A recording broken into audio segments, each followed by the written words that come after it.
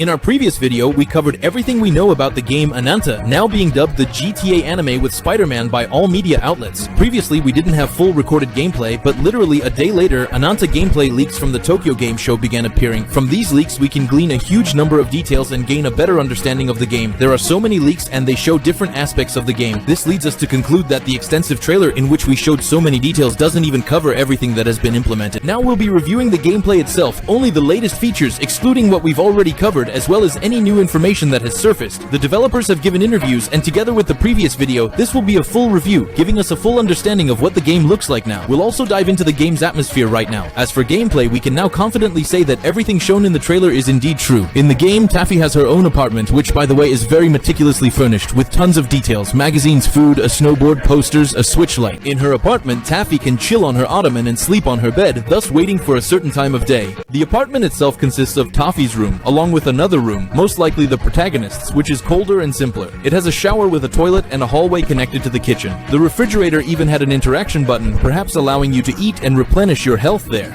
There's also a small sofa opposite it with a TV where you can watch the news. The computer, I assume, has the same functionality as the phone. In the wardrobe, you can put on items purchased or obtained in missions. In the shower, you can turn on the water and wash yourself briefly fully clothed. From the apartment, you can exit into the common hallway, call the elevator and go down to the street, or you can exit directly out the window. It would be great if each new character in the city had their own apartment. Now let's move on to professions. As we know, Richa works as a police officer and will be required to perform her duties. She has access to functions such as identity checks, searches, alcohol and drug tests, and in the event of a violation, she can issue a fine, arrest or release someone, and even call for backup.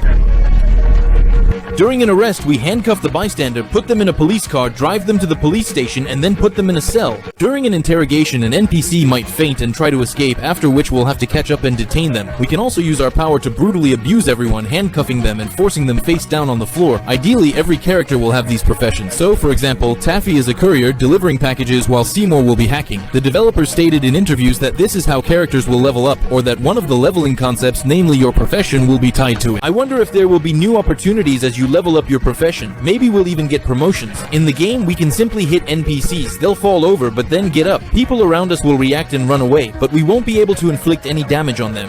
When we knock them down, their phones actually drop. We can pick them up and see who they've been chatting with, and then just throw them away after reading the conversation. You can encounter mysterious spies on the streets. After being hit, they disappear and lose resources. I was curious about how car theft works. It turns out we show our agent ID and people voluntarily agree to abandon their cars. You can't run over NPCs with a car, they try to jump out of the way. If that doesn't work, the NPCs remain unharmed. However, sometimes NPCs disappear when hit. I'm sure they'll be working on fixing that. The game features a dating mechanic. We can go to a cafe, order something from the menu, and eat it alone or invite one of the characters. While eating, we can chat with them, which increases our friendship level with them. We can also arrange a meeting with characters on the Ferris wheel, and perhaps more interesting date spots will be added. Among the places we can visit are an arcade with several mini-games already implemented, as well as gacha machines and fitness rooms. Perhaps for leveling up, we can use the treadmill, do sit-ups on a mat, or lift weights. Then we can pop into the cinema and choose a showtime, after which we'll sit down in the theater where they'll show us a movie. Movies in theaters will be constantly updated. It was said that they will be made by Chinese university students for practice or coursework. The game features car dealerships and car shopping, and there's also an auto mechanic where we can upgrade and customize our cars. Our starting car can lower the roof and turn into a convertible. A city map and a list of missions and activities are available through the phone app, along with navigation and fast travel. In the clock app, we can scroll through the time of day, other characters also message us, and we can also turn on background music. The app also has a camera so we can take photos and selfies, and the cool thing is passers-by will pose for us if they're caught in the camera's eye. We can also interact with passers-by, for example, by saying hello, dancing with someone, or even jumping into our arms. In the game, we can get into a taxi and tell them where we need to go. Fast travel includes scenes of our character riding the subway where they might sleep or look at their phone while other passengers lean against them.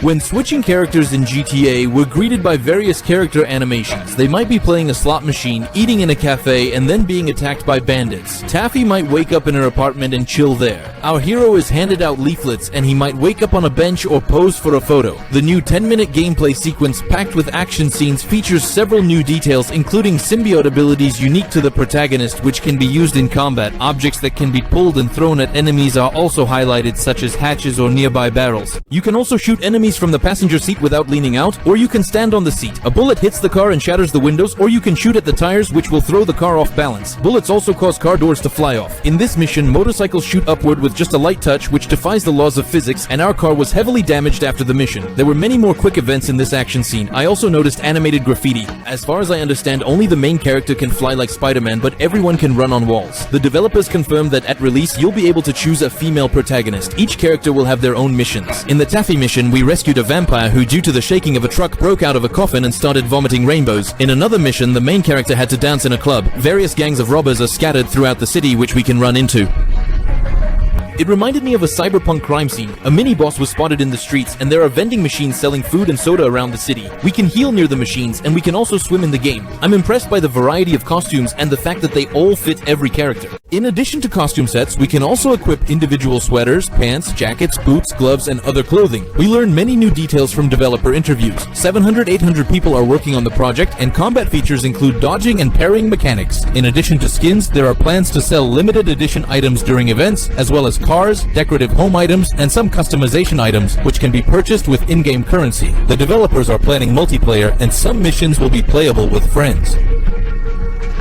Each character lives their own life in the city, their own daily routine, and hopefully everyone will have their own apartment and car. By switching between characters, we shift perspective and narrative focus, and during major events, our heroes unite, which is very similar to the narrative of GTA 5. Updates will expand both the content density and introduce new locations like a store, theater, and restaurants, as well as adding new territories, districts, and characters. The developers shared their inspirations, including the Persona series, Yakuza, Chainsaw Man, and Guardians of the Galaxy, but GTA was not included in this list. It's funny that the Genshin developers said they were inspired by the GTA series. The game itself is 60-70% complete, which suggests we still have a long wait ahead of us, and NTE will likely be released first. Rumor has it that NTE will be released as early 2026, but those who were expecting Ananta before GTA 6 should give up their hopes. You can find more details about Ananta in the previous video. I barely repeated myself in this one. We'll definitely be waiting for the first betas. We'll definitely be streaming Ananta, doing game breakdowns and more. So subscribe to the Fomix Chronicles channel. For me, this is the most anticipated game yet, and as always, Fomix is with you. Like, subscribe, thank you everyone, good luck to everyone, bye everyone.